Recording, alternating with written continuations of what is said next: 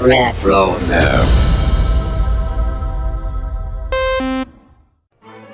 Today's musical episode of the Animanicast is brought to you by TeePublic. Go to the Animanicast TeePublic store today by going to teepublic.animanicast.com. It is a fantastic time to go there because right now, as the time of this episode is being released, there is a sale going on at TeePublic. That's right, you can get great deals on t-shirts, stickers, face masks, sweatshirts, notebooks, all these other different things with original Animaniacs, Freakazoid, Tiny Toon Adventures, Pinky and the Brain designs, and much, much more. Every single purchase not only supports an independent artist, but it also supports this podcast. And they make great gifts for the holidays. So, head on over to teepublic.animanicast.com today for original artist designs that everyone will love. And welcome everybody to another episode of the Animanicast. People, settle. The cartoon we're scoring today is called Lights, Camera, Traction. And in this scene, I need you to arpeggiate the chords into the modulation and accelerando out of the first movement. What does that mean? It means play it like cartoon music, Ralph. I see.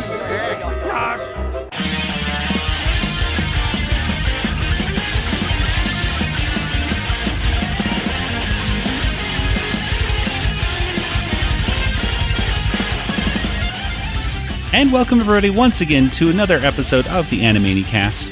This is the only podcast out there that's dedicated to the animated television series Animaniacs, as well as other shows in the Rueggerverse, such as Pinky and the Brain, Tiny Toon Adventures, and Freakazoid.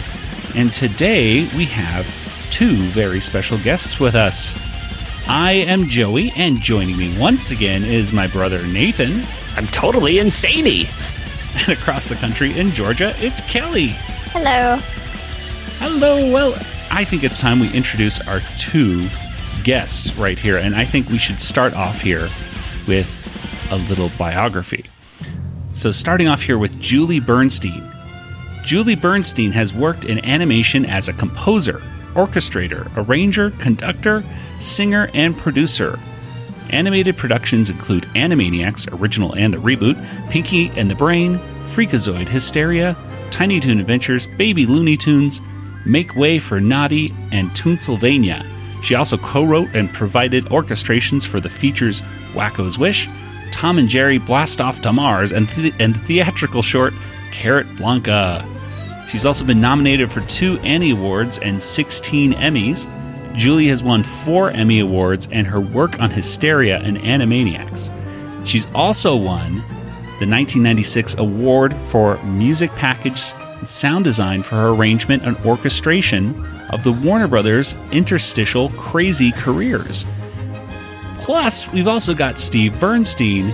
Steve is a 5-time Emmy-winning composer for films and television, writing music for horror, comedy, documentaries, and cartoons, and his music can be heard in the television series Animaniacs, the new one, of course, and of course the original series as well, Pinky and the Brain, Looney Tunes, and Make Way for Naughty, just to name a few.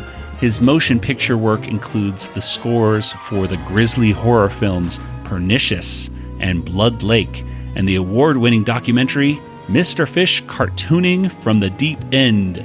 Ladies and gentlemen, please welcome composers for the new Animaniacs series, and of course the original one as well.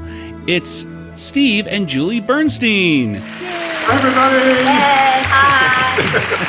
Waving. Well, thank you so much for coming on the show. We are so psyched. It's been a dream to have you guys on to talk about music. We've had, of course, Randy Rogel on to talk about his music, but the music that is, always in the background of every Animaniacs episode is really the stuff that the orchestration, the stuff that you guys are really responsible for. And both myself and Nathan and Kelly were lucky enough to watch 5 episodes of the new series. And we got to say, the one thing, at least for me, myself, it wasn't even as much the voice actors coming back, it was the music for me that really tethered it to the feel of the original series. Yeah. Totally, 100%. So we got just to thank you so much for being on, and we have some. Did we get back on the horse? Yes. Okay. I think so far, of the 5 we saw, it's good. Absolutely. We didn't hear any sour notes or anything. I don't think. Okay, good. That's good. Well, we have some questions, so I think let's go ahead and get to it. I think the first question I had wasn't really dealing with Animaniacs, but you're a married couple. You working together, but I just want to know, how the heck did you two meet in the first place? We were introduced. We were set up. Yeah. We were told that we had friends. It was other music friends who said, you have so much in common. Little did they know. You're both composers, and we seem to have so much in common. And the truth is that, like many couples, we have everything opposite. Although it's true, we are both composers, but opposites definitely attract because we are different personalities. They're so much different. So, but we seem to fill in each other. Compliments a better word. I like your shirt. Yeah, right. Exactly. Yeah. We were set up. That's how we met. Well, it's great to know that that setups work. You can actually, and those never work. But so I got another question. How did you get started composing music for cartoons then? But so that was before you met. Were you composing cartoons, or were you composing? General. Maybe just. I know that I had done before we met. Or no, was it? You know what? We've been together so long; it's really hard to remember. It's all a blur. I know that I did. I was starting to do. Was it the ASCAP workshop? That was after we met, because I remember the workshop. Okay, forget that. I think I had worked on Tiny Toon Adventures early on as an orchestrator, mostly for Fred Steiner and a composer named Art Kemple. So, but I didn't plan to go into animation music. I think Julie had a little bit of an inkling. Oh, for 1 minute when I was in college, started studying composition / theory. That was the major. And it started to occur to me that I was getting toward the end of college, and wait a minute, what am I going to do with this? And fleetingly, I thought, oh, cartoons have, the underscore is totally classical music, and you really have to have a background. It was a fleeting thought, and then it left me, and I really didn't think about it until years later when I was writing on cartoons, and then I thought, wow, I really did plan this. So that's amazing. Yeah, I had no idea. I got my bachelor's degree, and I thought, oh my God, like Julia, what am I going to do now? I can't open up a music composition store. So I went back to school. So did I. We both separately went to a safe haven, film scoring and things like that. Yeah. But after that, then like I said, I got involved with Fred Steiner. He was an instructor at the film scoring program that I was in. But the path to Animaniacs, if you'd like to know that. Yeah. Ready absolutely. For an anecdote. Was totally serendipitous because we were invited to a dinner that was some sort of. It was the Society for the. I always have to be careful. Preservation of film music, because we always used to joke that it was a Society for the prevention of film music. So we went to but I think it was honoring Ernst Gold. Ernest Gold. Anyway, we went to an event, and a friend of ours, who was also a composer, who was not a member of this society, but got invited in the last minute to take the place of somebody, ended up at this same event. His name is Mark Waters. You might know him. He is also he did a lot of Disney work. He's a great composer. And I knew him, and he ended up at this dinner, and he sat at our table. And lo and behold, he had been working with Richard Stone. They had become partners. And Rich had gotten a show called Tasmania. And Mark... It's a smile of recognition. And Mark, at the same time, was offered a show at Disney. And so they were basically splitting up their partnership. And Rich needed somebody to write with him on Tasmania. And Mark happened to be at this dinner, which was totally chance that he was there because he wasn't invited to it. He was taking somebody else's place. He sat with us Our at the table. table had a couple people that didn't show up, so he sat with us.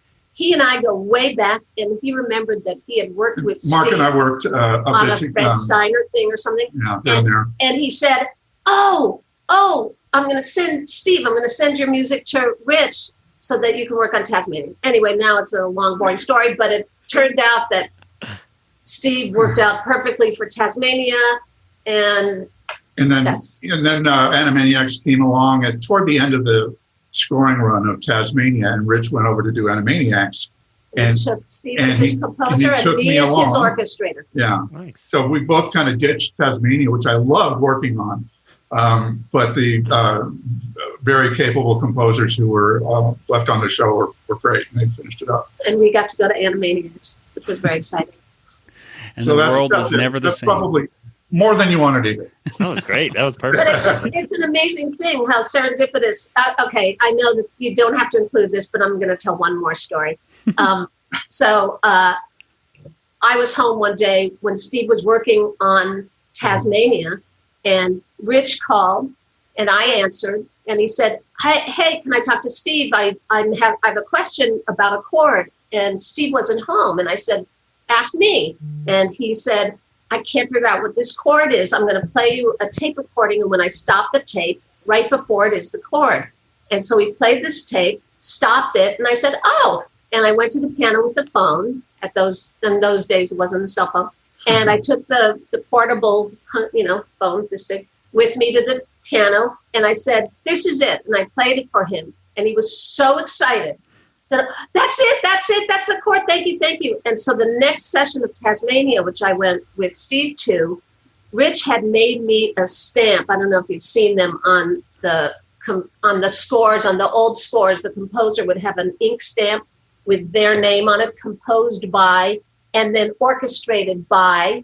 There would be a stamp, and he had a stamp made up that said, "Composed by Richard Stone, orchestrated by Julie Bernstein." Oh, This is an amazing thing. So it's a lot of luck. If anybody wants to know how to get into the business, just find out where there's an extra few seats at a table. yeah, totally. just all serendipitous, but it led to here. Well, fantastic. It's my understanding that Steven Spielberg wanted a live orchestra for Animaniacs. And so what was it like working with him on the original? And then also, how is that different working on the reboot now?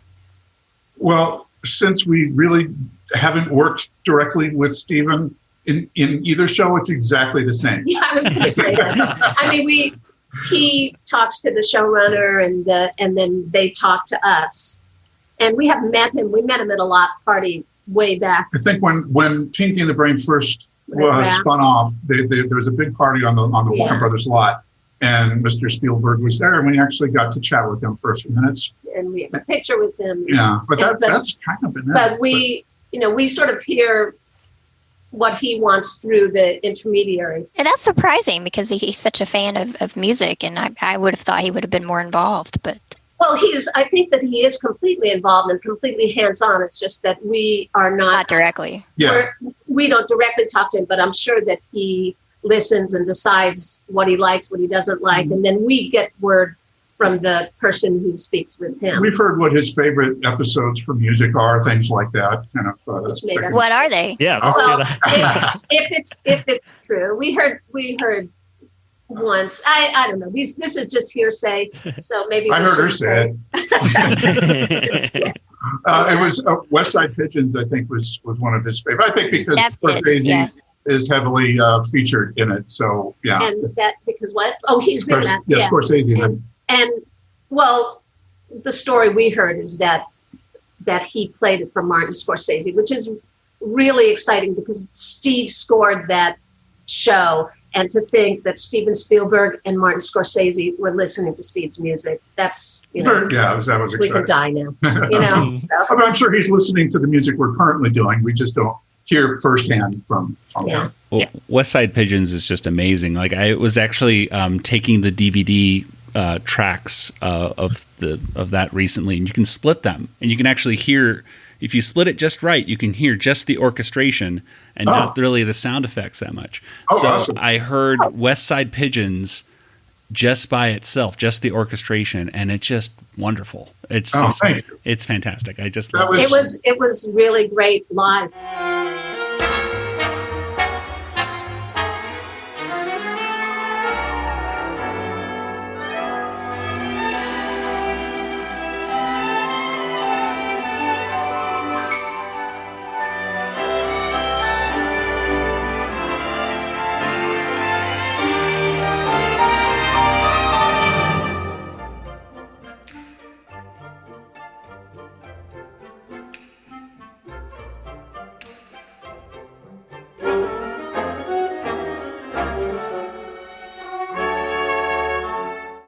Yeah, that was one of the toughest episodes to parody because Bernstein did his own turning upside down and doing backwards, and he was so thorough in his economy of composition that it was really hard to find some sort of technique I could use to do something with his music to make it sound like his music, but not actually be his music. To write new music that sounded good, because you want it to sound as good as you can.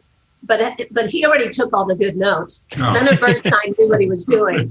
So, and making it sound like that, but putting it to the cartoon, he did a good job. Yeah, well, thank you. Anyway, yeah. Do you have any of that similar situation this run around with the new Animaniacs? Have you found yourself having to essentially get close to the notes of an original song, but then change it once again slightly to make we sure? haven't been doing that type of parody yet at this point. Like we did a lot of parody with the old show. You know, I think that you'll notice you saw the first episode on the Assembly. Yes. Yeah, we saw the first. I know, and I'm not going to give up any other one, I think. because I know it's been in the trailer of the Jurassic Park parody that they did. Right. Mm-hmm. And all of that music, I didn't have to parody because it was John Williams. Yeah. All that had to be done was an adaptation. we had to adapt it for our Steve much smaller adapted orchestra. John Williams for our orchestra. Wow, that's impressive. That was going to be one of my next questions because it sounds, it doesn't sound like a parody. It just sounds. Yeah. Just Well, it was. It's from the score. It's from John Williams' score, but his orchestra was probably three times. Yeah, I would imagine. So that's where the trick of the adaptation comes, or the craft of it. And we arm wrestled, and Steve won, which is not fair because he will always I'm win. always stronger with arm wrestles. Yeah, but so he adapted the John Williams. Well, that was impressive though, because I honestly just thought it was from the music soundtrack. Yeah, it just sounded right on. Oh, great! Well, that's great to hear. And I think one thing that helped that is that I believe they wrote the scene and animated the scene to actually fit the scoring. I don't know if you've seen online. There's somebody took the Jurassic Lark, which is the new Animaniacs thing, and Jurassic Park side by side with frame by frame. Timing was pretty much there. I had to do a couple tweaks here and there, but they helped a lot. It helps to have the timing be right. But the orchestra is sounding like a bigger orchestra. That's also something that happens sometimes if you just get it right.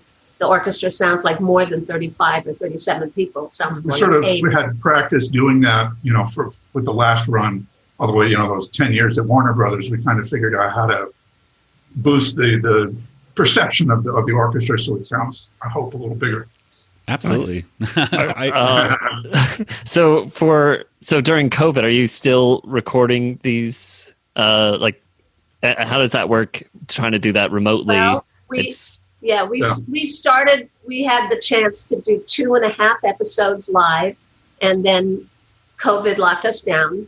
And since that day in March, we have been doing our sessions remotely with 30 plus musicians who are each in their own homes, sending us the tracks. We prepare for them a reference track and the click track.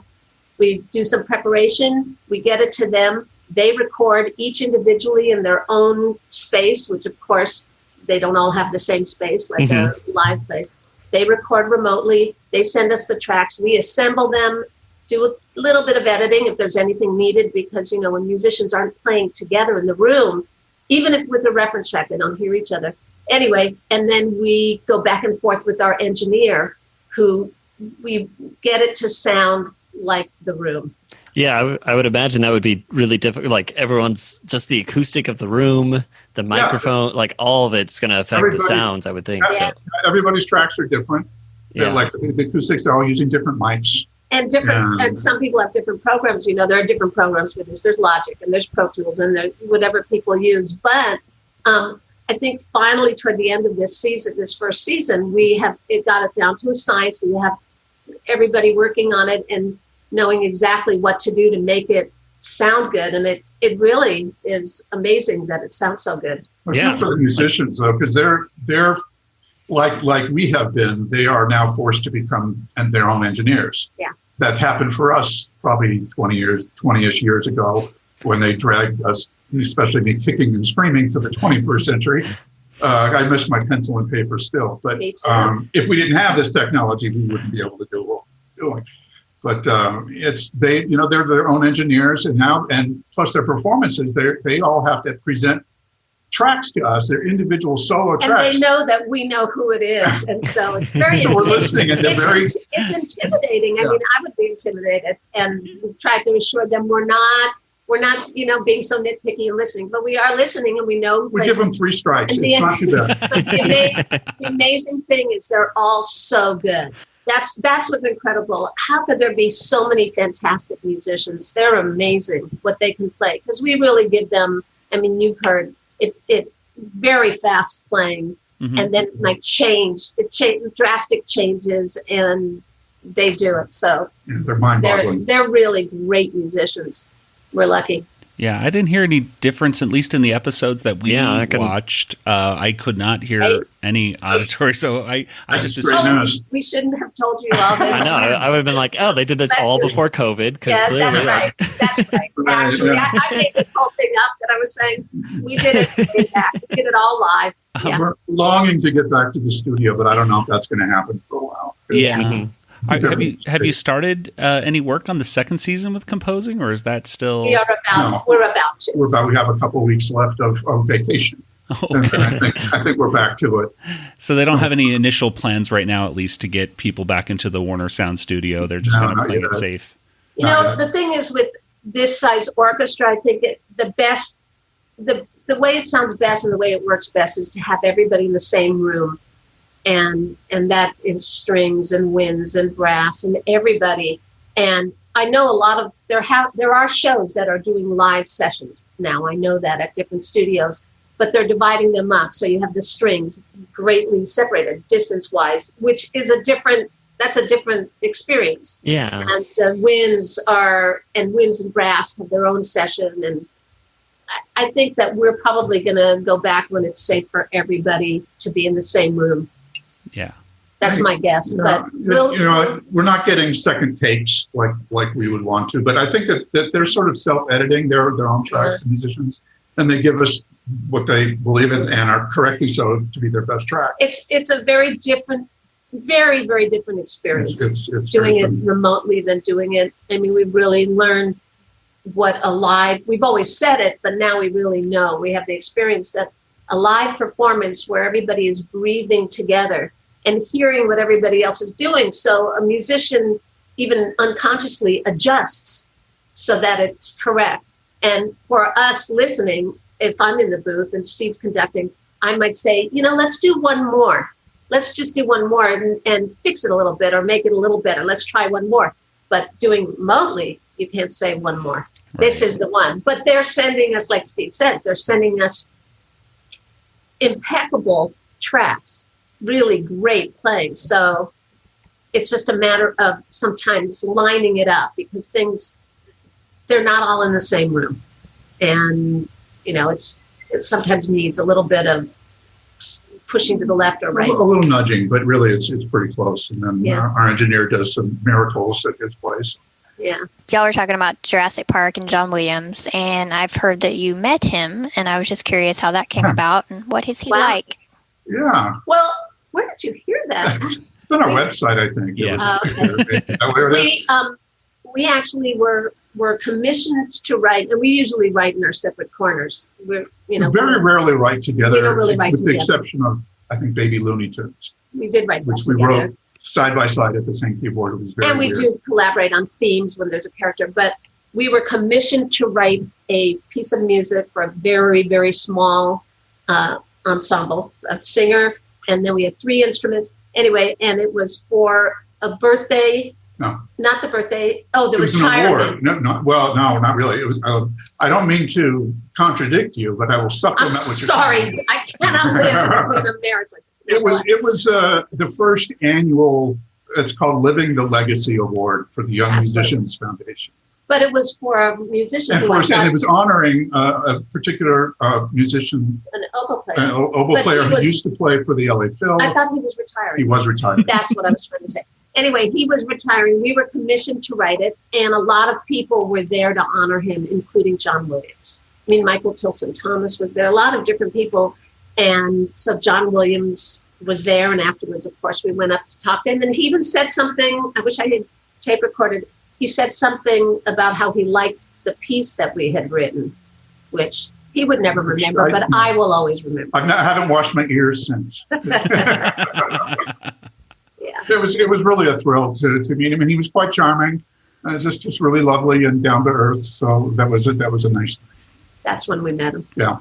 Well, you mentioned your collaboration process right there, that you write separately. Can you get into a little bit more of that? Like, how does this work with the new show, the new series? Sure. Well, it's kind of, I mean, it's related to what we used to do and on other things, in that we get the video first with obviously no music, no sound effects. Sometimes there's a little bit of sound effects that may or may not last to the final mix. And we watch it, and we watch it again, then we panic and go eat something. And then we come back and divide the short into segments of a minute to a minute and a half. And the purpose of that is so that we each can write on it, but also so that the musicians, when they're playing, they can play a piece that's not too long and stop because without making a mistake. Because the longer it is, the more chances they're going to have to then do the whole thing over if they make one little mistake. Although, anyway, so we divide it up, but we also look to see if there are any characters that we might want to write a theme for, because a lot of our writing is thematic. And so if there's a theme, we often on this iteration of the show, we will sit together and come up with a theme together. And then we'll go in our separate corners and write. Steve will start with the first cue. I'll write the second cue, thinking I'm going to write that he will write the third and I will write the fourth. And by the time I come back after having written the second, he's already written the third and fourth. And so I end up writing the fifth. He writes a bit faster than I do. So, so that's how we do it. But we don't actually we don't actually collaborate on the underscore on this show. We write our own parts, but we do pass. What's the word I'm trying to say? We present each other with our work, what we're doing for the scene, and we can kind of hopefully not critique it too much, but we kind of sometimes offer we'll do our that if suggestions. like that's not working, and then the person might write it over. But we do need to make sure if Steve's writing this cue, and I start the next cue, I need to tell him what key I'm starting in and how I'm starting this next cue, so that when he comes to the end of his, it melds into mine. And the same with the end of mine, so that it goes into his. So we're always going back and forth to make sure that we are making one consistent piece of underscore. Right. That makes it. So how do you compose, like, how do you collaborate with Randy Ruegger or some like other song composers, songwriters on? Do you have to do any collaboration? We don't actually collaborate on their songwriting. For example, Randy wrote a song on the episode that you saw. Mm-hmm. And I don't know if they saw it yet. The first one or which one? We saw. No, you might not have seen it. So he wrote a song in the first season, and we were given the track that he did, and we took it and we arranged and orchestrated it. Okay. So in other words, his was just on piano, and Rob and Tress and Jess had recorded it. There used to be more collaboration especially between Randy and us, because in the old show, he would come and play it for us, and then we'd say, okay, this has to be done to a click. Otherwise, we will have 40 people at our throats. So we would... What does that mean? Well, that means the musicians would just be really upset if the tempo's all over the map. So we would help develop his scratch track, what they call it, what they animate to. So or we might have even played the scratch track in while he was doing it. But this time we got it already. They had done what they did, and we added our thing. And the other songwriters on the show, we're not actually collaborating with them. Okay. It's just the show gets stitched together. At the same time, we try to lead into their song appropriately and come out of their song appropriately. In that way, because together. there's a music supervisor who lets us know what the key is, because we need to know, just like with Steve and I, making sure that we're going from one key into the next. If there's a song, if there's a song coming, we need to know exactly when does the song come in, and what key is it in, and what is it doing, so that whatever we're doing goes into that, and then on the other side goes back out. Yeah, so that makes sense. In that way, we're collaborating, but we're not actually sitting with. I think many of the songwriters are in far-flung parts of the world now too. So it's. But that doesn't matter. No, it doesn't matter. The internet doesn't matter. You guys we don't know where you are. Yeah, well, we have 2 in Arizona, and then we have 1 in Georgia, and then you guys are in California. All the blue states. See, we'd never know that. Yeah. I think we did see the Randy Rogel song. Did you see it? The one where he's like in Russia, right? Is that the? Oh, that's a different one. See, that's a different one. Yeah. They're sprinkled in. Yeah, no, there's a bunch. I'm sure there's all. Okay, yeah. Yeah, there are different songs. So far, we've only had one of Randy's songs in the first season. And it's toward the end of the first batch. Yeah. So there's some other writers on some of the other songs. We used to be involved we used to write the songs back in the day. Randy wrote his songs, and then we wrote as you probably know, there were lots of the characters would break out into song maybe for 28 seconds, and then they would continue talking, and then they might break out into song. Or if it was a parody of a Disney musical or something, that we wrote those things. So the Pocahontas stuff and everything. Exactly. Yeah. Pocahontas and Cutie and the Beast and that was so good. Pigeon on the Roof. Pigeon on the Roof. Yes. And, things like that. We were very involved, and that was fun being at the vocal sessions. I mean, just with Rob, Tress, Jess, and everybody and Maurice LaMarche and the other Mike Welker. I can't even start naming all that. Just they're so brilliant voice actors. Anyway. I noticed in the new episodes, y'all are doing something very similar to the original series, and you're using little sprinkles of folk tunes and old established songs. Yeah. And so how do you decide when to use your own original music and then to bring something in that's already well known?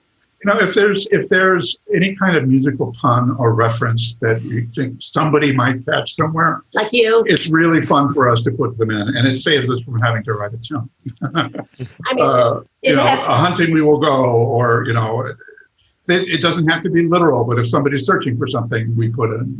We love it when people like you do notice it, and sometimes we just do it because it's fun for us. That's part of the tradition. All the way back to Carl Stalling and probably before. He would put stuff in that I'm sure wasn't noticed by the majority of people listening and watching. And we used to, and we still do, we'll throw in a little, like maybe 4 bars of classical music that really, it's folded in so that nobody's going to hear it. But the musicians, while they're playing it, they've been in orchestras and they've probably played it. And the hope is that they chuckle when they see it. So. Yeah. Not chuckle so much it messes up their music. Not chuckle while recording. They wait till the red light goes They're allowed to chuckle before and after, but not during recording. Yeah, that is totally one of our favorite things to see is when we're rewatching these episodes. It's definitely usually on the rewatch that you hear, "Oh my gosh, I just got another joke," and it's in the background, it's in the music. It's nice. There's many layers of these cartoons. It's like you can watch it again and catch something you didn't catch the first time around, which is great. I just remember I think it's the first episode when Yakko is carrying Wacko horizontally to bash in the door of the water tower.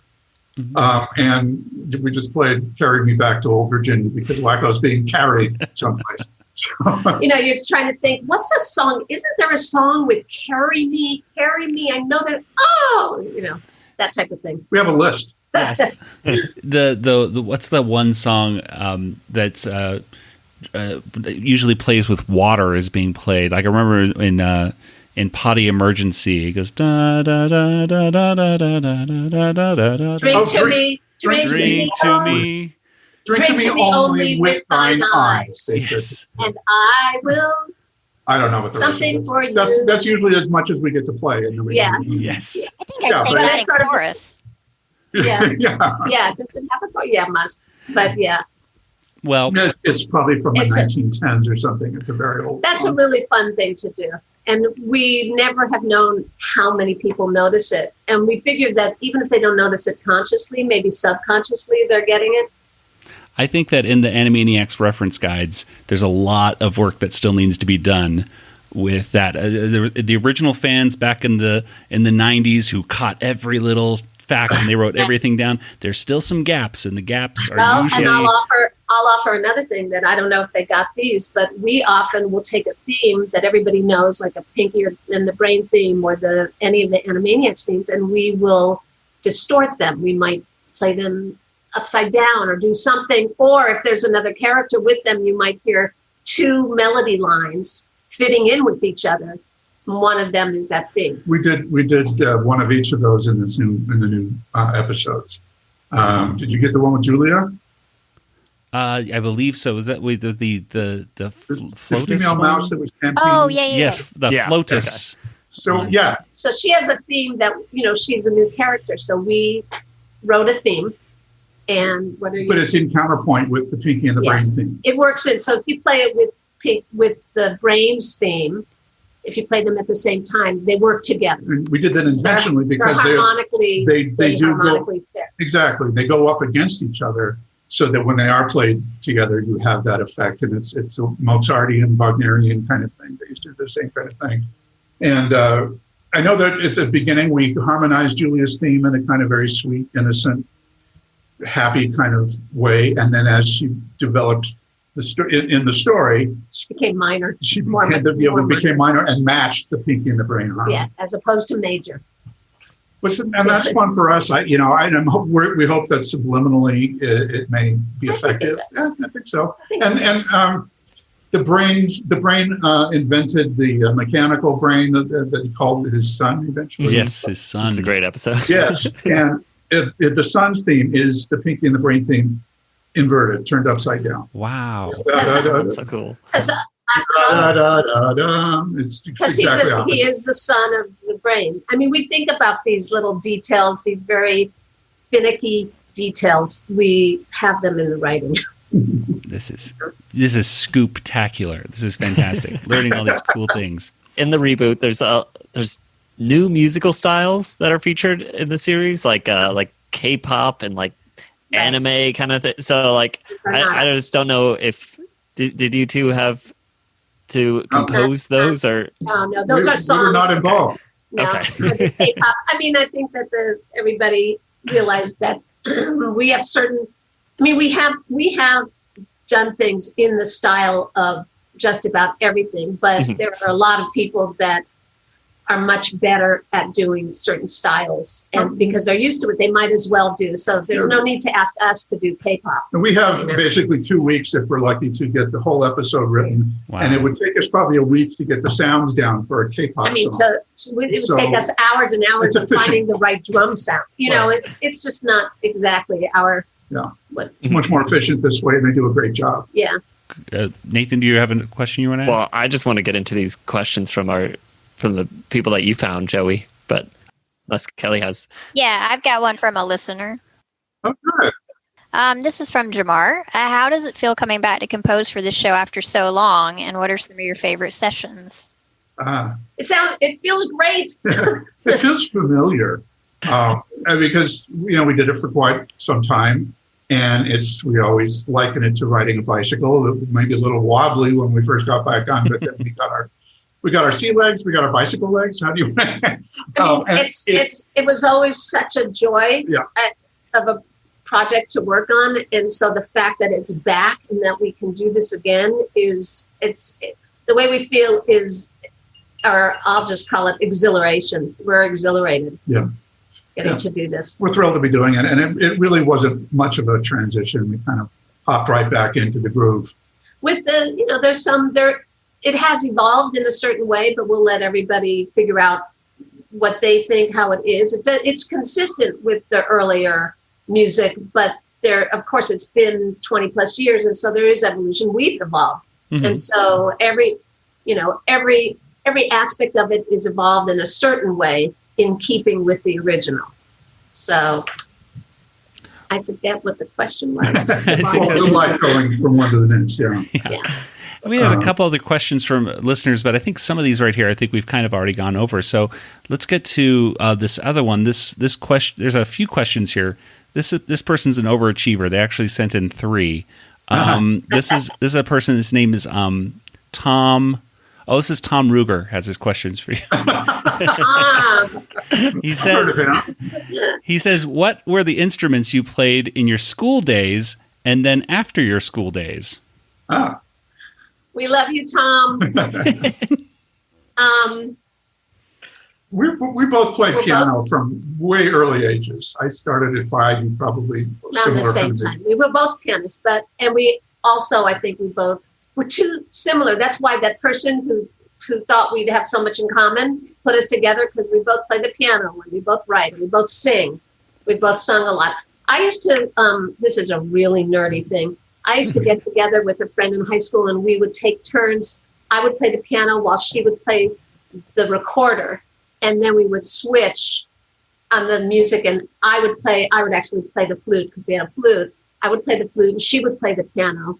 So I've always picked up instruments and played by ear, but I don't play things well. I play the guitar, but not well. Steve and I both play the violin very badly. Very badly. Very badly. But what happened is that our daughter was taking violin lessons, and at a certain point, the teacher was coming to the house. And it occurred to us that while the teacher was in the house, she could teach us as well. She wouldn't need to teach us music or anything about music, just how to play the violin. So we ended up learning. We rented some violins and we learned to play, and we would play quartets with our daughter, the teacher, and the two of us. But like I say, we are not good.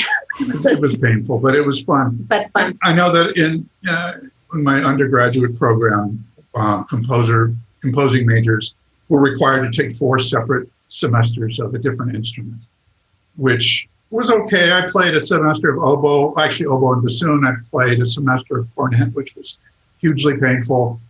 I did a semester of flute, which was almost impossible. I have a lip that's shaped exactly wrong for the flute.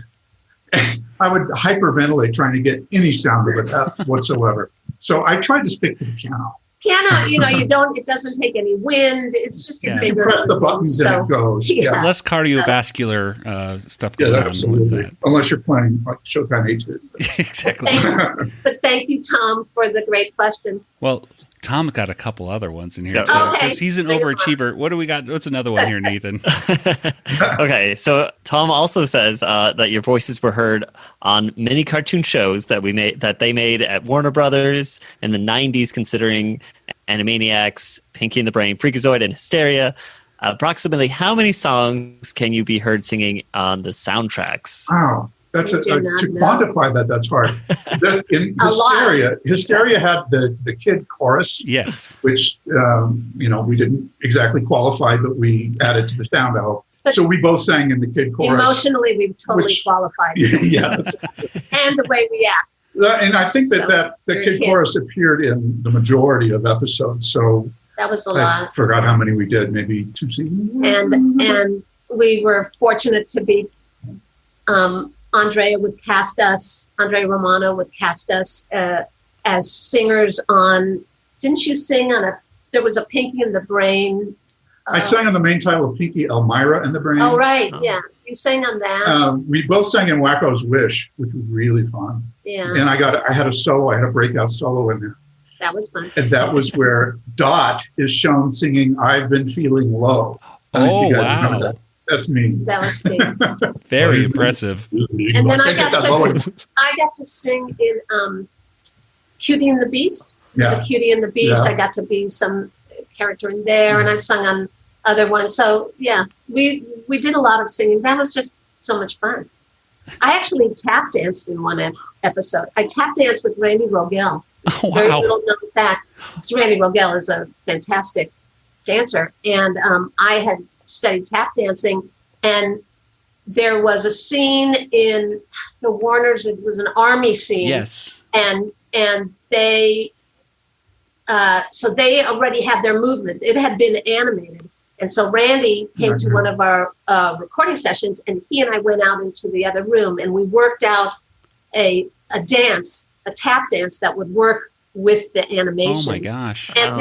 And then Bobby Fernandez, I think, was the engineer on that. And he got us a piece of wood, and they put a mic down to the wood, and they followed the tap dance. Yeah, basically. they recorded us tapping.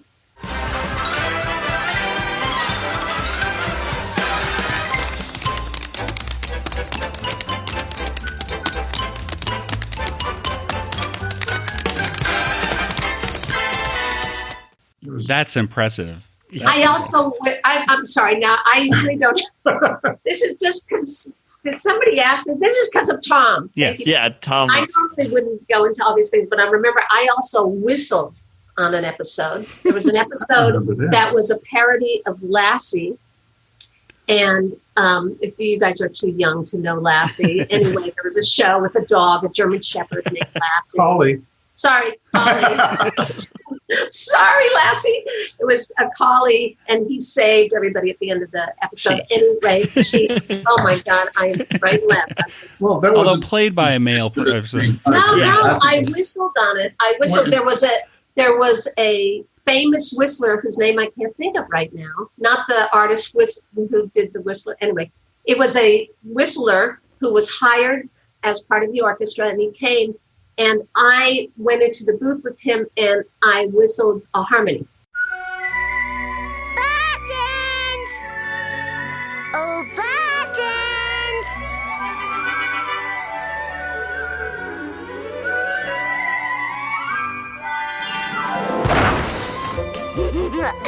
Silly puppy.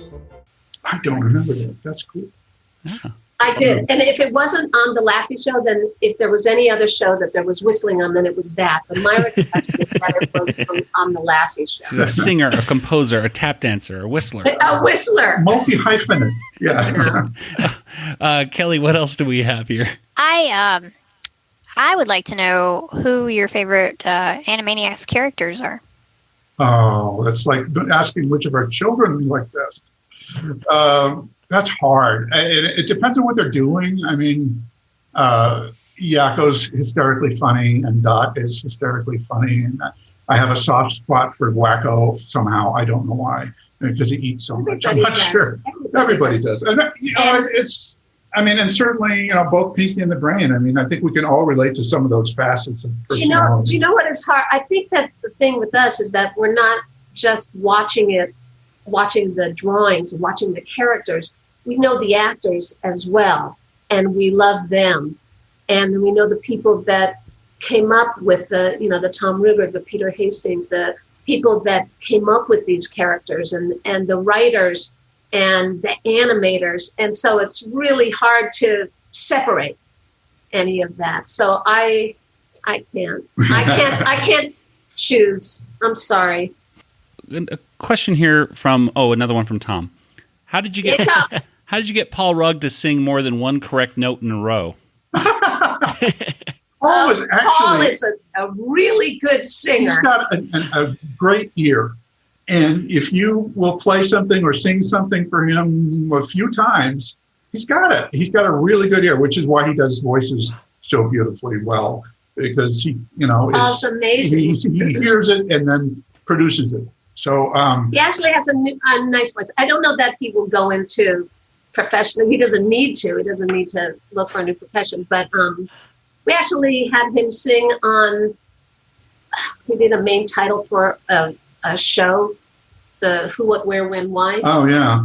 Anyway, we had him on. We need deep male voices. He also was a frog. He was a frog on something else. No, he's brilliant. And contrary to Tom's beliefs, wait a minute. Tom Ruegger is also a really good singer. Oh, That's really? True. Is he? I don't know. I don't either. Wait, I'm trying to remember if Tom sang on something I don't of ours. think so. Okay. I know that Tom is a great singer. He's just very humble about it, but I know that he's a great singer. Okay. Yeah. Next time he's on, we'll have to ask him to sing a tune. All right. So, speaking of Paul Rugg, actually, I have 2 questions from Paul Rugg. I'll just I'm going to ask them both rapid fire, so you can answer them both to get because this is some hard hitting questions he has. So I'm just going to hit them all at once. And we love Paul too. We love Paul. So his first question, which don't answer yet because you'll have to answer both questions. But first one is, why are you two so doggone nice? Okay, so start thinking about that one while I ask this next question. I know he's a tough hitter. What musical would entice you to come back and join Maria and him for a high school play? Wait a minute. Okay. All right. Really hard. Okay. I can attempt the niceness question because I think that if we weren't nice, we'd be pulverized by now. I was like a survival strategy. No, I think that if you're nice, people leave you alone. No. It's impossible not to be nice to Paul Rugg. Well, that's true. I'm sorry. Paul is just... It's nice to be nice to the nice. He's an incredible person, and you just can't be anything but nice with Paul. And Maria. And Maria, both of them. We worked with them for a few years on some musicals. So let's see. I'm going to say She Loves Me. Oh, which is a musical. Thank you. Small cast. It's it doesn't have it has a little chorus. Bach and Harnick. They're the same guys that wrote Fiddler on the Roof. And so, Paul, get ready. You and Maria. Maybe. Let's do. We'll give you a maybe. We'll do. She Loves Me. We did 3 years in a row of music directing with Paul at his daughter's high school. And Maria. And Maria. She did, and it was it's a very tiny school, and I think we had the whole senior class in the show and most of the junior class, and it was the most fun we've had in probably ever. And in addition to Animaniacs. Well, but it's fun when you're not getting paid because then you don't have to worry about it. Well, Paul also adds that Steve and Julie are 2 of my favorite people in the whole wide world. So there you go. So, well, we have to tell him out loud that it's mutual. Okay. Paul is 2 of the They both We are. love the Ruggs. Yep. Do you have anything else that you're working on currently or in the near future besides Animaniacs that you want to talk about or can talk about? Oh, well, actually, while we're working on Animaniacs, it would be impossible to be working on something else. But in between, we have done a little bit for Studio C. Which is out of BYU. Which is a sketch show. A comedy sketch show. Which Paul happened to be directing at that point. He was the producing director or something. I don't know. He was the boss. And he had us do several things. Which is a very funny show. It's great. Yeah. It's great. So we got to be the composers on a couple of those. That's always hilarious and fun. But while we're working on Animaniacs, it's a full and a half time job. Yeah. It's a lot of work. But I think I'm trying to think of what I saw in the schedule. I can't remember. We're not involved in the whole year. I know that much. So we'll have some rest time where we can collapse. Well, yeah. If there are certain people that are working on projects, if we can work with them, we will. I mean, other than the projects other than Animaniacs, because it's just a joy to work with certain people. Well, we appreciate you guys being on for our podcast. Time flew right by for me. I don't know about you folks, but I just loved our conversation. I can't believe it's been 4 hours already. I know. Can you believe it? We edit this, so it might not be 4 hours by the time we release it. Oh, yeah. Thank you for having us on. No, it's very It's been exciting. really fun. It's great to meet you guys. And it's really cute and sweet that we got the questions from our dear friends Tom Ruegger and Paul Rugg. We love that. Well, I'm glad that they were able to send something in. And we'll have to have it, sometime in the future, we'll have to, go back in the catalog and go back to, West Side Pigeons or something like that with Deanna That'd be really Oliver fun. or something like that. Anytime you want to talk about any of this stuff, we're game. Well, fantastic. As you might have noticed. We love the cartoons and we love being able to work on them and we love the little inside stuff about them and we love talking about it. Well, we look forward to hearing more of your wonderful music in the upcoming series on Hulu. And of course, that is premiering this week, which is Friday. So exciting. So can't wait to hear more wonderful music from Steve and Julie Bernstein. And thank you so much for being on. Thank you guys. It's really nice to talk to you all. All right. We'll talk to you. All right. Bye-bye. Bye. Thank you. That was fantastic. Steve and Julie Bernstein. Give them a hand. Yay. Yay. Thank you, Steve. We should point out that they did, like Tom Ruegger wanted to say that they did over 5,000 minutes of scoring. Yes. Within the 250 episodes, which is 50 feature-length movies. Wow. It's so incredibly talented. Yeah. Just the amount of music that they just are able to just spill out is fascinating to me. And again, the difference that the instruments make in the episodes, the comedy, the feel to it, like it's night and day. The biggest difference. Their work is instrumental to. Was that pun? Yeah. Hit him with the pun gun. I want to say it early on, then we already left. Okay.